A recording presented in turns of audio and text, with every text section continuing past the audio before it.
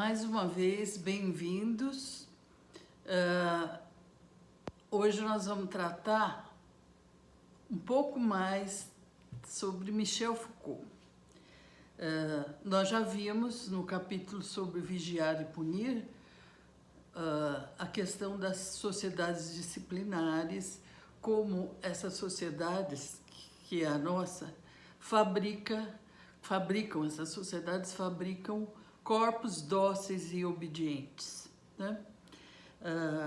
Como existe uma produção de saber em função do poder, né? O poder, ele cria saberes.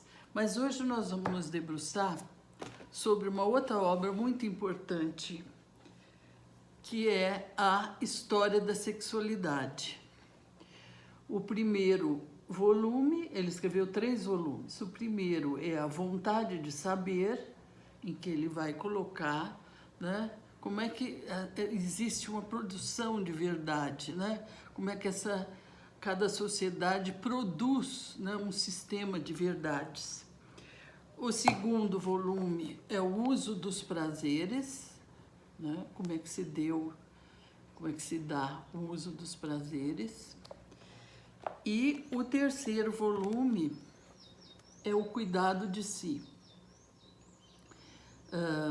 Na verdade, haveria mais um outro volume que ele desenvolveria sobre a Idade Média, até chegar no Renascimento, mas ele morreu antes de terminar essa obra. Morreu em 1984. Mas nessa história da sexualidade, ele vai abordar de uma forma diferente. Ele não está preocupado em contar a história de como a sexualidade se desenvolveu, né? Mas ele pratica uma certa arqueologia, como ele diz, né? Ele vai fundo para saber como essas práticas e essa experiência da sexualidade se deu no mundo greco-romano, principalmente, né? A grande pergunta que ele se faz é por que nesse campo da sexualidade incide uma moral? Por que é que se estabeleceu a questão moral dentro desse campo, tá? Ele vai dizer que muitas vezes a gente tem uma visão distorcida, achando que o mundo pagão, o mundo greco-romano, era de uma devassidão, era tudo livre, os prazeres eram livres, né? E que nós, depois do cristianismo, é que nós recebemos essa questão das proibições, né? E a questão da moral, que veio com a questão, né, do castigo, do pecado.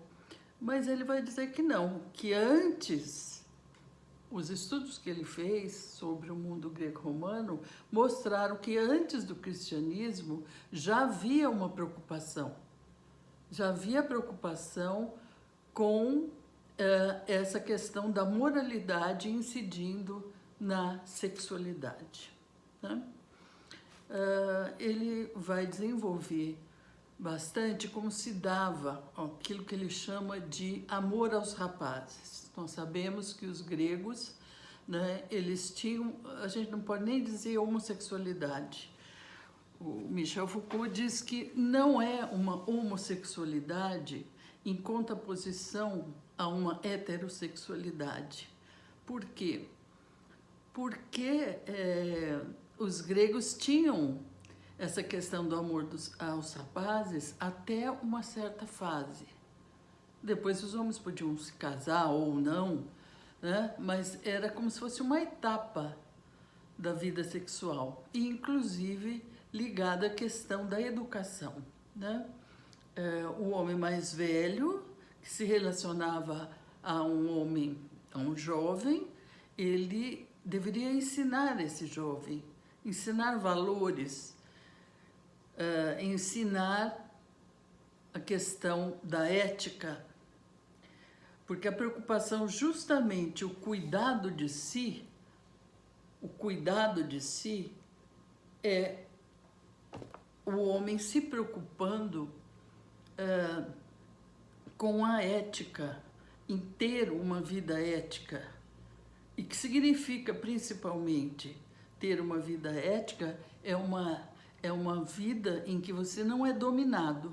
Você não é dominado nem por suas paixões, não é dominado por sua família, nem pela cidade. Quer dizer, você não é escravo. Você não é escravo das suas paixões, né? E essa é a questão, então, do cuidado de si e do uso dos prazeres, né? Assim como como eles tinham e desenvolveram também uma dietética, eles desenvolveram a afrodísia, o uso dos prazeres também. Então fazia parte, né, desse cuidado de si. Só que esse cuidado de si não é uma norma estabelecida para todos.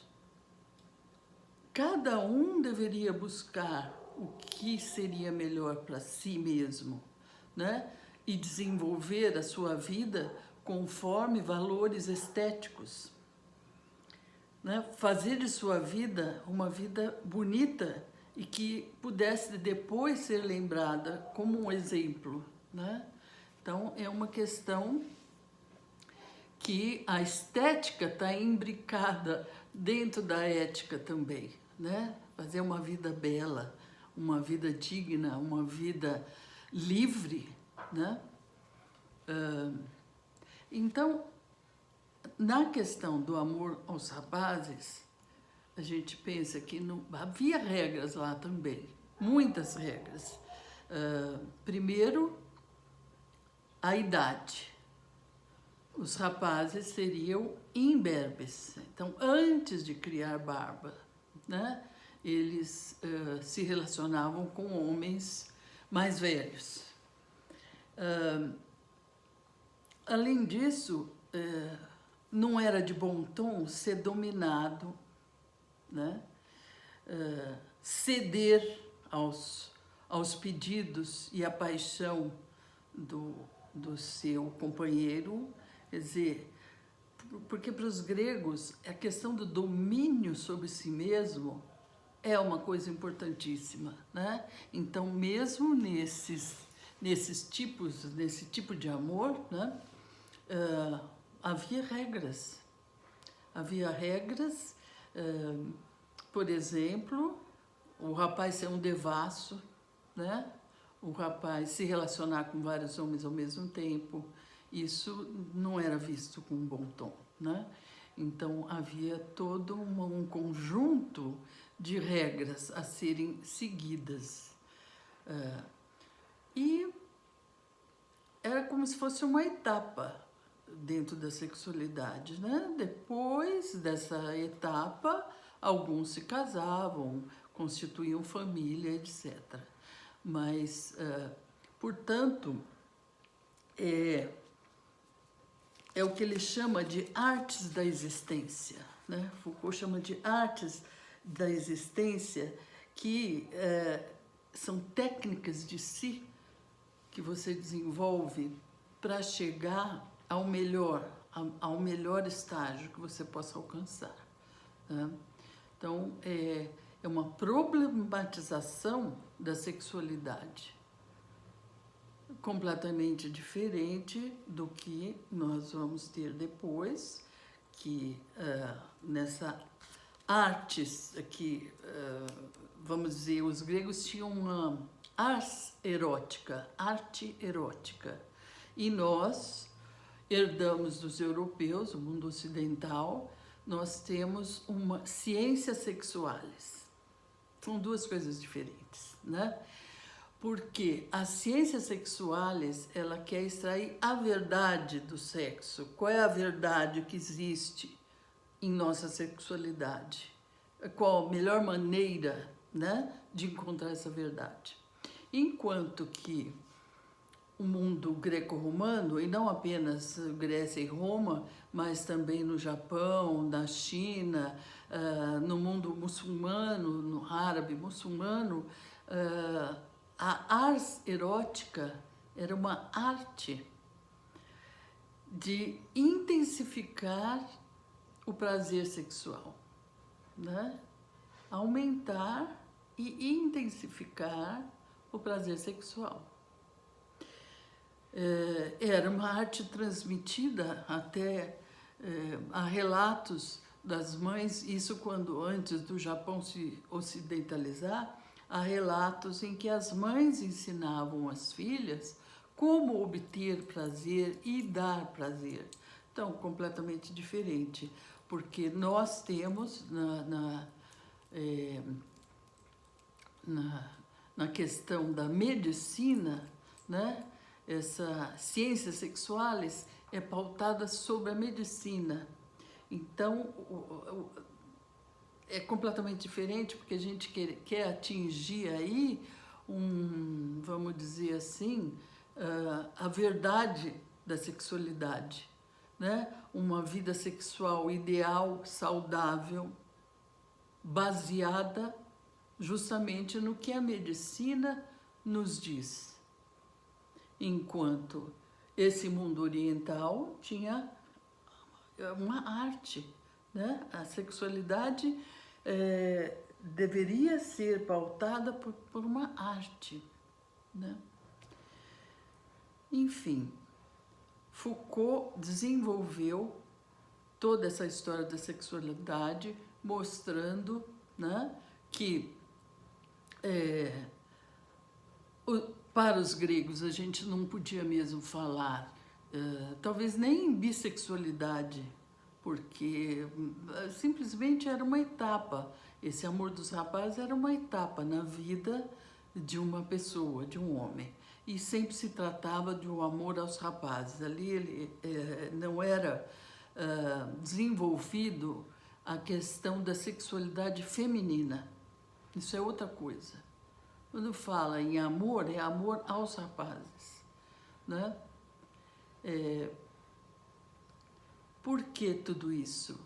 Porque Foucault vai dizer que nós deveríamos tratar a nossa vida como se fosse uma obra de arte, né? Eu vou ler até um trecho que eu acho muito interessante, que ele fala sobre essa questão, né? Ele diz o seguinte: na antiguidade, este trabalho sobre o corpo, com a sua austeridade presente, não é imposto sobre o indivíduo por meio da lei civil ou obrigação religiosa, mas é uma escolha. É uma escolha sobre a existência feita pelo indivíduo. As pessoas decidem por si mesmas, cuidar ou não de si próprias. Não acho que seja para atingir a vida eterna após a morte, porque elas não estavam particularmente preocupadas com isso. Principalmente agiam assim para darem às suas vidas certos valores, reproduzirem certos exemplos, deixar atrás deles uma reputação exaltada, dar o máximo brilho possível às suas vidas, né? Porque ele diz, por que a gente não pode fazer de nossa vida uma obra de arte, né? Tudo na sociedade é obra de arte, uma lâmpada, uma decoração, qualquer coisa é obra de arte. Por que não fazer das nossas vidas uma obra de arte? Eu deixo vocês hoje com essa reflexão.